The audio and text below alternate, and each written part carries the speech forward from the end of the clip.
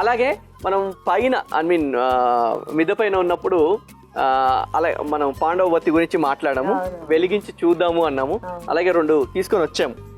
So అది వెలిగించి మన ఆడియన్స్ కి ఎలా వెలుగుతుంది ఏంటి అనేది మేము ఇప్పుడు చూపించబోతున్నాము. పాండవవతి అనేసి చాలా అంటే ఇంత ముందు తెలీదు ఎవరికి. ఎప్పుడైతే గార్డెన్స్ స్టార్ట్ అయ్యాయో అప్పటి నుంచి పాండవవతి అని స్టార్ట్ అయింది.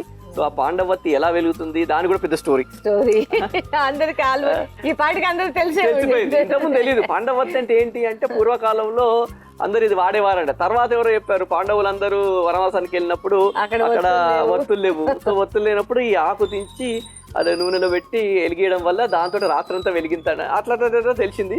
ఇప్పుడు అన్ని గార్డెన్ లో పాకిపోయింది. సో మీ గ్రూప్స్ అన్ని వదలట్లేరు. ఏదన్నా ఒక డిఫరెంట్ ఒకరు వచ్చింది మొక్క వచ్చింది అంటే మొత్తం స్ప్రెడ్ చేసి వైరల్ చేసేస్తుంది. సో అలాగే మరి ఆ వత్తి వెలిగించి చూద్దామా? సో మనము పాండవవతి అంటున్నాం కదా, పైన తీసుకొని వచ్చాము కిందికి. అండ్ చాలాసార్లు మన పెరటి రుచుల కార్యక్రమంలోనే మనం చాలా డిస్కస్ చేసాము. పాండవవతి అంటే ఎలా వెలుగుతుంది అని ఎప్పుడు వెలిగించలేదు, కానీ మాట్లాడుకున్నాము. బట్ ఈరోజు రాజ్కుమారి గారు వాళ్ళ ఇంట్లో పాండవవతి అనేది ఎలా వెలుగుతుంది ఏంటి అనేది మనం ఈరోజు ప్రాక్టికల్ గా చూడబోతున్నాము. ఇది కాదు కదా వెలిగించాల్సింది, ఆల్రెడీ నానబెట్టారు ఒకటి. సో అది తీసుకుంటారా? తీసుకొని ఓకే,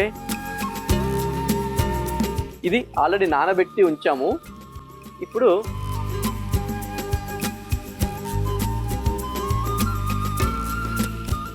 ఓకే, చూడండి ఎంత బాగా. ఓ మై గాడ్, ఇలా వెలుగుతూనే ఉంటది. ఆకు బేసిక్ గా ఇట్లా ఆగదు 90% మనకి, కానీ ఇదేదో ఒత్తిలాగానే మంచిగా వెలుగుతూ ఉంది కంటిన్యూగా. అప్పుడు పాండవులు ఇదే పెట్టుకుని ఇలా ఉండేవాళ్ళంట. రాత్రంతా చీకటి ఉండేది కదా, మన ఒత్తి వెలిగినట్టే వెలుగుతుంది, నార్మల్ ఒత్తి వెలిగినట్టే వెలుగుతుంది చక్కగా.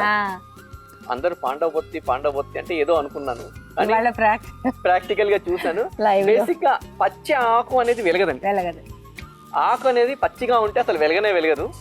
ఇంతసేపు అసలు వెలగనే వెలగదు. But okay, fine, super. చూసారుగా, దీని నిండా మనం ఆయిల్ పోసుకుంటే ఇంకా కంటిన్యూ అవుతుంది. ఎంత గొప్పది మదర్ నేచర్, ఎంత గొప్పది వాళ్ళ దగ్గరలో నేచర్ లో. నేను ఎర్లీ మార్నింగ్ లేస్తాను సురేష్, అసలు నాకు ఎంత హాయిగా అనిపిస్తుంది అంటే అంత సైలెంట్ గా ఉంటుంది. ఒక పిచ్చుకలు ఒక రకమైన ఒక పిచ్చుక వస్తుంది, దాని సౌండ్ డిఫరెంట్ గా ఉంటుంది. ఎంత అదే అనుకుంటా నేను చాలా. నేను ఒక డ్రీమ్ లో ఉంటా నేను ఆ నేచర్ కి. అందుకే మేబీ నాకు ఇష్టమేమో మరి.